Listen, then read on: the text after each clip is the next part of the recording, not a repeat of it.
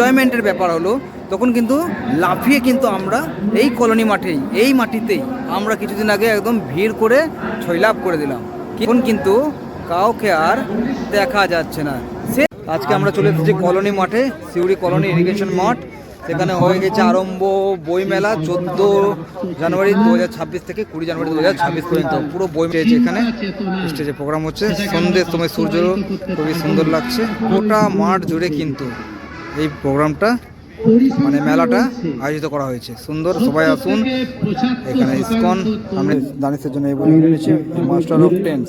দানিশের জন্য নেওয়া হলো 4টে বই, আর জেনারেল নলেজ আর একটা ছড়ার বই, 4টে বই। বীরভূম জেলা আইনি পরিষেবা কর্তৃপক্ষ থেকে এই যে এখানে আমাদের ইনফরমেশন কিছু গেইন করা হচ্ছে।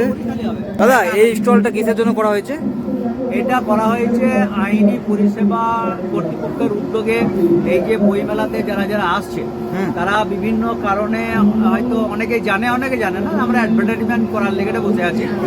বিনা পয়সায় আইনি সহায়তা কারা কারা পাবে, আর কীভাবে আমাদের সঙ্গে যোগাযোগ করবে, কি বিষয়ে আপনারা কোনো রকম আইনি ফ্রডে পড়ে গেলে আইনি সহযোগিতা পাবেন সম্পূর্ণ বিনামূল্যে, এই সমস্তগুলাই মানুষকে বোঝানো হচ্ছে।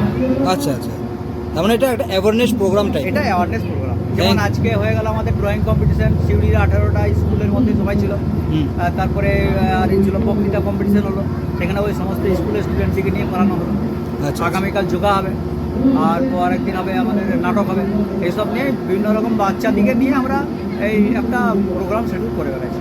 এই জন্য যাতে মানুষ জানে বাল্য বিবাহ যাতে না দেয়, সাইবার ক্রাইম যদি হলে কীভাবে সহযোগিতা পাবে, ট্রাফিকিং হয়ে গেলে কী পাবে, স্বামী স্ত্রী বিবাদ হয়ে গেলে কী পাবে, এই সমস্ত বিবাদগুলো নিয়ে আমাদের সঙ্গে। আচ্ছা আচ্ছা, থ্যাংক ইউ। দেখতেই পেলেন আর শুনলেন, আমাদের অ্যাওয়ারনেস প্রোগ্রামও কিন্তু এখানে চলছে।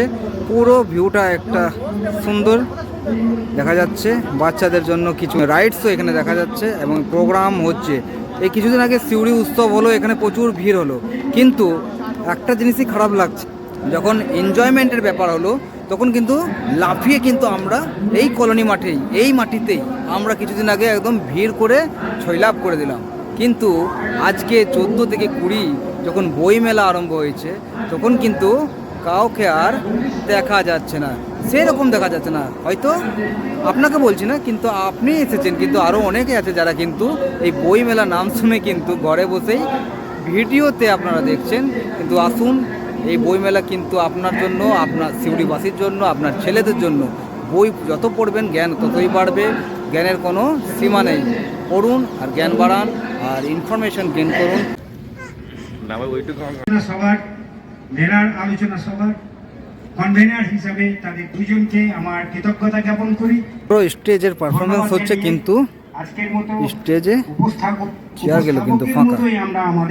এই ফাঁকা চেয়ার কিন্তু ভর্তি করতে হবে, আমাদের সিউড়িবাসীকেই কিন্তু এখানে আসতে হবে।